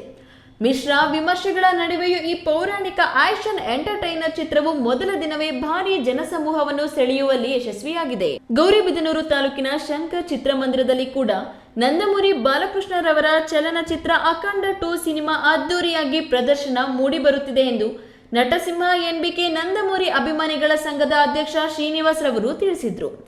ನಗರದ ಶಂಕರ್ ಚಿತ್ರಮಂದಿರದಲ್ಲಿ ಅಭಿಮಾನಿಗಳ ಸಂಘದಿಂದ ಆಯೋಜನೆ ಮಾಡಿದ್ದ ಅನ್ನ ಸಂತರ್ಪಣೆ ಕಾರ್ಯಕ್ರಮದಲ್ಲಿ ಭಾಗವಹಿಸಿ ಮಾತನಾಡಿದ ಅವರು, ದೇಶದಲ್ಲಿ ಅಲ್ಲದೆ ಪ್ರಪಂಚದಾದ್ಯಂತ ಬಿಡುಗಡೆಯಾಗಿರುವ ಅಖಂಡ 2 ಸಿನಿಮಾ ಎಲ್ಲ ಸಿನಿ ಪ್ರೇಕ್ಷಕರಿಗೆ ಮನಸೆಳೆದಿದೆ.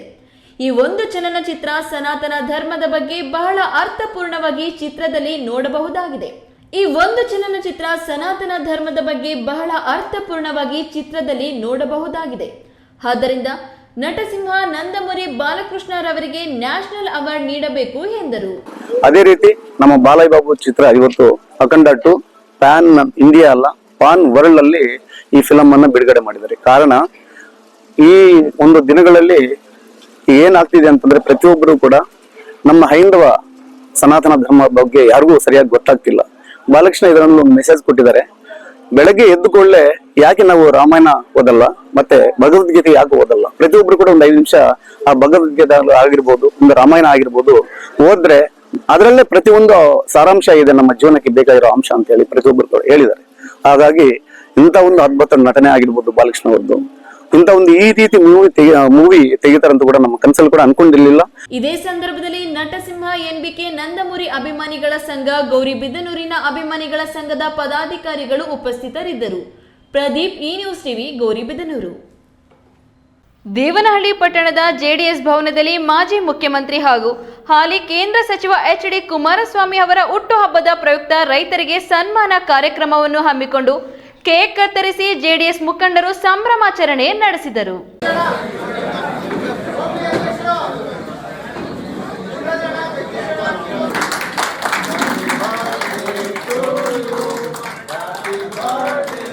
ದೇವನಹಳ್ಳಿ ತಾಲೂಕು ಜೆಡಿಎಸ್ ಅಧ್ಯಕ್ಷ ಆರ್ ಮುನೇಗೌಡ ಕಾರ್ಯಕ್ರಮದ ಅಧ್ಯಕ್ಷತೆಯನ್ನು ವಹಿಸಿ ಮಾತನಾಡಿ, ಕುಮಾರಸ್ವಾಮಿ ಅವರು ಉತ್ತಮ ಆಡಳಿತವನ್ನು ಕೊಟ್ಟಿದ್ದಾರೆ.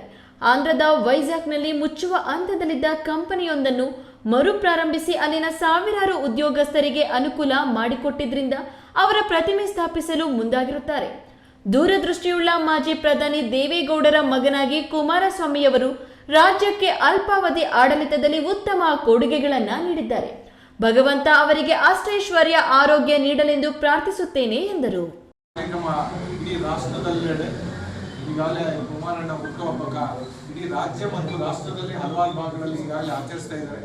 ಬಹುಶಃ ಅವರು ಯಾಕೆಂದ್ರೆ ಈಗ ಕೇಂದ್ರ ಬೃಹತ್ ಕೈಗಾರಿಕಾ ಮಂತ್ರಿಗಳಾಗಿದ್ದಾರೆ. ಇಡೀ ರಾಷ್ಟ್ರದಲ್ಲೇ ಅವರು ಒಂದು ಈ ಆಂಧ್ರ ಪ್ರದೇಶದಲ್ಲಿ ಬಹುಶಃ ಮೊನ್ನೆ ನೋಡಿರ್ಬೇಕು, ಆ ಯಾವುದೋ ಒಂದು ವೈಜಾಗ್ನಲ್ಲಿ ಕುಮಾರಣ್ಣನ ಪ್ರತಿಮೆ ಇಡಕ್ಕೆ ಅಲ್ಲಿನ ಜನ ತಯಾರಾಗ್ತಾ ಇದ್ದಾರೆ. ಯಾಕೆಂದ್ರೆ ಅಲ್ಲಿ ವೈಜಾಗ್ನಲ್ಲಿ ಮುಚ್ಚಿದಂತ ಒಂದು ಸ್ಟೀಲ್ ಫ್ಯಾಕ್ಟ್ರಿನ ಮುಚ್ಚಿ ಮಾರ್ಲಿಕ್ಕೆ ಬೇರೆ ದೇಶಕ್ಕೆ ಬೇರೆಯವರಿಗೆ ಖಾಸಗಿಯವರಿಗೆ ಮಾರಕ್ಕೆ ತಯಾರಾಗಿದೆ ಅಂತ ಸುಮಾರು ಅಲ್ಲಿ ಒಂದು 25-30 ಸಾವಿರ ಜನಕ್ಕೆ ಹೆಚ್ಚಿನ ಜನ ಕೆಲಸಗಾರರಿಗೆ ಮತ್ತೆ ಅವರಿಗೆ ಒಂದು ಜೀವನೋಪಾಯಕ್ಕೆ ಮಾರ್ಗ ಕೊಟ್ಟು ಆ ಫ್ಯಾಕ್ಟರಿ ರಿಓಪನ್ ಆಗಲಿಕ್ಕೆ ಸಹಕಾರ ಕೊಟ್ಟು ಆ ಥರ ಅಭಿವೃದ್ಧಿ ಕಾರ್ಯಗಳು ರಾಷ್ಟ್ರಾದ್ಯಂತ ಮಾಡಲಿಕ್ಕೆ ಪ್ರಾರಂಭ ಆಗಿದೆ. ಸನ್ಮಾನ್ಯ ಶಾಸಕರು ಹೇಳಬೇಕು, ನಮ್ಮ ಎಲ್ಲರ ಈ ಎನ್ಡಿಎ ಮುಖ್ಯಸ್ಥರು, ಈ ದೇಶದ ಪ್ರಧಾನಿಗಳು ಅಂತ ಗೌರವಾನ್ವಿತ ನರೇಂದ್ರ ಮೋದಿಜಿಯವರು ಅವರಿಗಂತ ಬಹಳಷ್ಟು ಜವಾಬ್ದಾರಿ ಅಂತ ಸ್ಥಾನ ಕೊಟ್ಟಿದ್ದಾರೆ. ಅದು ಅವರಿಗೆ ಮತ್ತೆ ನಮ್ಮೆಲ್ಲರಿಗೂ ನಮ್ಮ ರಾಜ್ಯಕ್ಕೆ ಕೊಟ್ಟಂತ ಅದು ಗೌರವ ಅಂತ ನಾವು ಭಾವಿಸ್ತೀವಿ. ಕಾರ್ಯಕ್ರಮದಲ್ಲಿ ಬಿಡಿಸಿಸಿ ಬ್ಯಾಂಕ್ ಸಂಘದ ಆಡಳಿತ ಮಂಡಳಿಯ ನೂತನ ನಿರ್ದೇಶಕರಾಗಿ ಆಯ್ಕೆಯಾಗಿರುವ ಕಾಮೇನಹಳ್ಳಿ ರಮೇಶ್ ಅವರಿಗೆ ಸನ್ಮಾನಿಸಿ ಗೌರವಿಸಲಾಯಿತು. ಈ ಸಂದರ್ಭದಲ್ಲಿ ಶಾಸಕ ನಿಸರ್ಗ ನಾರಾಯಣಸ್ವಾಮಿ, ತಾಲೂಕು ಪ್ರಧಾನ ಕಾರ್ಯದರ್ಶಿ ರವೀಂದ್ರ, ಕಾರ್ಯಾಧ್ಯಕ್ಷ ಲಕ್ಷ್ಮಣ್, ಕಾಮನಹಳ್ಳಿ ರಮೇಶ್, ಹೋಬಳಿ ಅಧ್ಯಕ್ಷ ಜಗದೀಶ್, ಟೌನ್ ಅಧ್ಯಕ್ಷ ಮುನಿನಂಜಪ್ಪ, ವಕೀಲ ಸಂಘದ ಅಧ್ಯಕ್ಷ ಮುನಿರಾಜು, ಮುಖಂಡರಾದ ಹೊಸಳ್ಳಿ ರವಿ, ಉರುಳಗುರ್ಕಿ ಶ್ರೀನಿವಾಸ್, ನರೆಗ್ನಹಳ್ಳಿ ಶ್ರೀನಿವಾಸ್, ಸಾಯಿ ಕುಮಾರ್ ಬಾಬು, ಭೀಮರಾಜ್, ಹನುಮಾನ್, ಮಹಿಳಾ ಪದಾಧಿಕಾರಿಗಳಾದ ಮೀನಾಕ್ಷಿ, ಭಾಗ್ಯಮ್ಮ, ಜೆಡಿಎಸ್ ಕಾರ್ಯಕರ್ತರು ಇದ್ದರು. ಐದರ್ ಸಾಬ್, ಈ ನ್ಯೂಸ್ ಟಿವಿ, ದೇವನಹಳ್ಳಿ. ಸರ್ಕಾರಿ ಆಸ್ಪತ್ರೆಯಲ್ಲಿನ ರೋಗಿಗಳಿಗೆ ಹಾಗೂ ಅನಾಥಾಶ್ರಮದಲ್ಲಿನ ಅನಾಥ ಮಕ್ಕಳಿಗೆ ಬ್ರೆಡ್ ಹಾಗೂ ಹಣ್ಣು ಹಂಪಲುಗಳನ್ನು ವಿತರಿಸಿ ಮಾಜಿ ಮುಖ್ಯಮಂತ್ರಿ ಹಾಗೂ ಕೇಂದ್ರ ಸಚಿವ ಎಚ್.ಡಿ. ಕುಮಾರಸ್ವಾಮಿರವರ ಹುಟ್ಟುಹಬ್ಬವನ್ನು ಚಿಂತಾಮಣಿಯಲ್ಲಿ ಜೆಡಿಎಸ್ ಪಕ್ಷದ ಮುಖಂಡರು ಕಾರ್ಯಕರ್ತರು ಜೆಕೆ ಕೃಷ್ಣಾರೆಡ್ಡಿರವರ ಮಾರ್ಗದರ್ಶನದಲ್ಲಿ ಅರ್ಥಪೂರ್ಣವಾಗಿ ಆಚರಣೆ ಮಾಡಿದರು.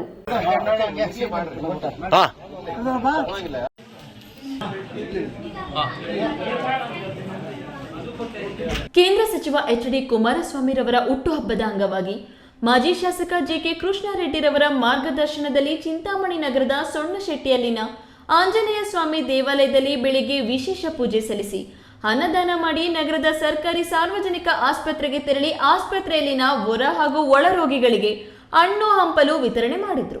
ತದನಂತರ ಟ್ಯಾಂಕ್ ಬಂಡ್ ರಸ್ತೆಯಲ್ಲಿನ ಶಿಲ್ಪಾ ಅನಾಥ ಆಶ್ರಮಕ್ಕೆ ತೆರಳಿ ಅನಾಥ ಮಕ್ಕಳಿಗೆ ಬ್ರೆಡ್ ಹಣ್ಣು ಹಂಪಲುಗಳನ್ನು ವಿತರಣೆ ಮಾಡುವುದರ ಮೂಲಕ ಅರ್ಥಪೂರ್ಣವಾಗಿ ಕುಮಾರಸ್ವಾಮಿರವರ ಹುಟ್ಟುಹಬ್ಬವನ್ನು ಆಚರಣೆ ಮಾಡಿದ್ರು.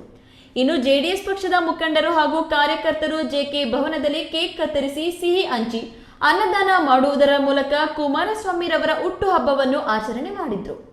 ಈ ಸಂದರ್ಭದಲ್ಲಿ ಜೆಡಿಎಸ್ ಯುವ ಘಟಕದ ರಾಜ್ಯ ಉಪಾಧ್ಯಕ್ಷ ಸಂತೆಕಲ್ಲಹಳ್ಳಿ ಪ್ರಭಾಕರ್, ಮಾಜಿ ನಗರಸಭಾ ಸದಸ್ಯರಾದ ಅಬ್ಬುಗುಂಡು ಶ್ರೀನಿವಾಸರೆಡ್ಡಿ, ವೆಂಕಟರಮಣಪ್ಪ, ಅಗ್ರಹಾರ ಮುರಳಿ, ದೇವಳಂ ಶಂಕರ್, ಮಂಜುನಾಥ್, ಶಾಂತ್ ಭಾಷಾ, ಅಲ್ಲಾ ಬಕಾಶ್, ಕೃಷ್ಣಮೂರ್ತಿ ಮತ್ತಿತರರು ಉಪಸ್ಥಿತರಿದ್ದರು. ಬಿ ದೇವಪ್ಪ, ಈ ನ್ಯೂಸ್ ಟಿವಿ, ಚಿಂತಾಮಣಿ. ಮುಂದಿನ ರಾಜ್ಯ ವಿಧಾನಸಭೆ ಚುನಾವಣೆಯಲ್ಲಿ ಮೈತ್ರಿ ಪಕ್ಷ ಅಧಿಕಾರಕ್ಕೆ ಬರುವ ಮೂಲಕ ಕೇಂದ್ರ ಸಚಿವರಾದ ಎಚ್.ಡಿ. ಕುಮಾರಸ್ವಾಮಿ ಅವರು ಮುಖ್ಯಮಂತ್ರಿ ಆಗುವ ಮೂಲಕ ರಾಜ್ಯದ ಜನರ ಅಭಿವೃದ್ಧಿಗೆ ಸಹಕಾರ ನೀಡುತ್ತಾರೆ ಎಂದು ಜೆಡಿಎಸ್ ಮುಖಂಡ ಸಿಎಂಆರ್ ಶ್ರೀನಾಥ್ ಹೇಳಿದರು.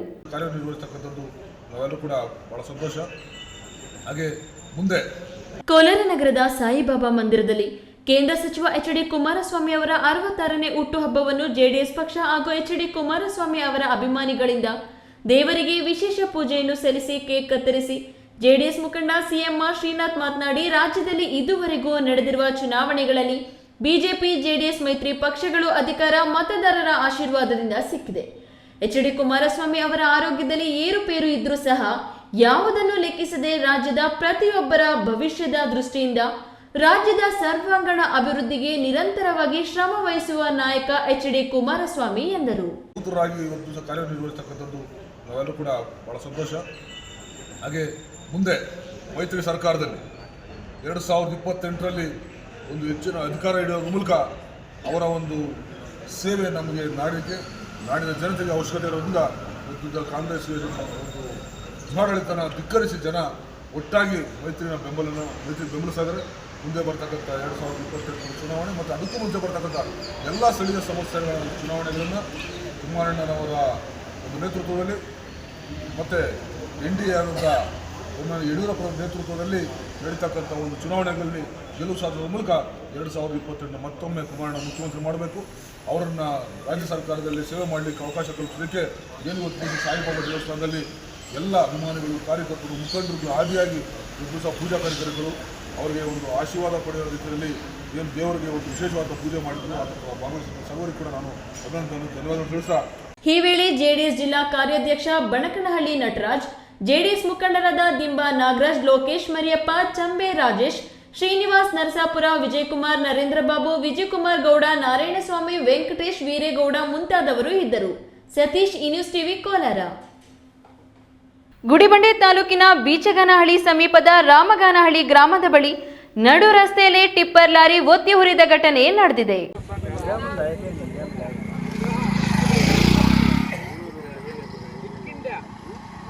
ಹೌದು, ನೀವು ನೋಡುತ್ತಿರುವ ಎಲ್ಲ ದೃಶ್ಯಗಳು ಕಂಡು ಬಂದಿದ್ದು ಗುಡಿಬಂಡೆ ತಾಲೂಕಿನ ಬೀಚಗನಹಳ್ಳಿ ಸಮೀಪದ ರಾಮಗಾನಹಳ್ಳಿ ಗ್ರಾಮದ ಬಳಿ.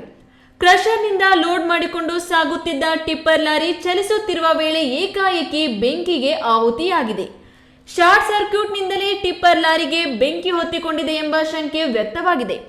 ಲಾರಿಯಿಂದ ಹೊಗೆ ಮತ್ತು ಬೆಂಕಿ ಕಾಣುತ್ತಿದ್ದಂತೆಯೇ ಚಾಲಕ ತಕ್ಷಣ ವಾಹನದಿಂದ ಹಿಡಿದು ಪ್ರಾಣಾಪಾಯದಿಂದ ಪಾರಾಗಿದ್ದಾನೆ.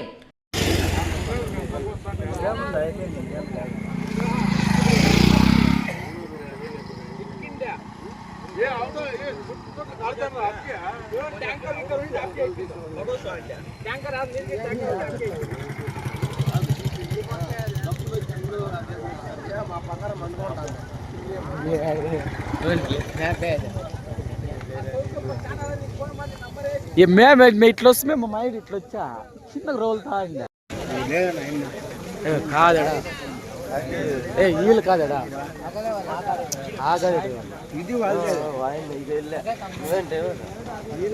ಘಟನೆಯ ಮಾಹಿತಿ ತಿಳಿಯುತ್ತಿದ್ದಂತೆಯೇ ಅಗ್ನಿಶಾಮಕ ದಳದ ಸಿಬ್ಬಂದಿ ಸ್ಥಳಕ್ಕೆ ಆಗಮಿಸಿ ಹರಸಾಹಸ ಪಟ್ಟು ಬೆಂಕಿ ನಂದಿಸುವ ಕಾರ್ಯ ನಡೆಸಿದ್ದಾರೆ. ಘಟನೆಯಿಂದ ಕೆಲಕಾಲ ರಸ್ತೆ ಸಂಚಾರ ಅಸ್ತವ್ಯಸ್ತಗೊಂಡಿದ್ದು ಟಿಪ್ಪರ್ ಲಾರಿ ಸಂಪೂರ್ಣವಾಗಿ ಸುಟ್ಟು ಹೋಗಿದೆ. ಮಂಜುನಾಥ್ ಬಿ, ಈ ನ್ಯೂಸ್ ಟಿವಿ, ಗುಡಿಬಂಡೆ. ಇದೀಗ ವಿರಾಮದ ನಂತರ ಈ ನ್ಯೂಸ್ ಟಿವಿ ಮುಂದುವರಿಯುತ್ತದೆ. ಕಷ್ಟಪಟ್ಟು ಹಣ ಕೊಡಿಸಿ ಒಡವೆ ಮಾಡಿಸಿರ್ತೀರಿ, ಮಕ್ಕಳ ಉನ್ನತ ವ್ಯಾಸಕ್ಕೋ ಅವ್ರ ಮದ್ವೆಗೋ ಅಥವಾ ಯಾವ್ದಾದ್ರೂ ಆರೋಗ್ಯ ಸಮಸ್ಯೆ ಬಂದಾಗ ಹಣ ಬೇಕಾಗತ್ತೆ. ಆ ಚಿನ್ನವನ್ನ ಮಾರೋಕೆ ಅಂತ ಹೋದಾಗ ಬೇಕಾಬಿಟ್ಟಿ ಬೆಲೆ ಕೇಳ್ತಾರೆ ಅನ್ನೋ ಚಿಂತೆಲಿದ್ದೀರಾ? ಇನ್ನು ಮುಂದೆ ಆ ಚಿಂತೆ ಮಾಡೋ ಪ್ರಮೇಯನೇ ಇಲ್ಲ. ಹಿಂದೆ ಹಿಂದೂಸ್ತಾನ್ ಗೋಲ್ಡ್ ಕಂಪನಿಗೆ ಬನ್ನಿ. ತಾವು ಅಡ ಇಟ್ಟಿರೋ ಚಿನ್ನವನ್ನ ತಕ್ಷಣ ಬಿಡಿಸಿ ಇಂದಿನ ಆನ್ಲೈನ್ ಬೆಲೆಗೆ ಕೊಂಡ್ಕೊಂಡು ಕೂಡಲೇ ಬಾಕಿ ಹಣವನ್ನ ನಿಮ್ ಕೈ ಕೊಡ್ತಾರೆ. ನಿಮ್ಮ ಕನಸಿನ ಸಾಕಾರಕ್ಕೆ ಜೊತೆ ಆಗ್ತಾರೆ. ಹಿಂದೂಸ್ತಾನ್ ಗೋಲ್ಡ್ ಕಂಪನಿ, ಇದು ನಿಮ್ಮ ಕಂಪನಿ ಅಲ್ಲ, ನಮ್ಮೆಲ್ಲರ ಕಂಪನಿ.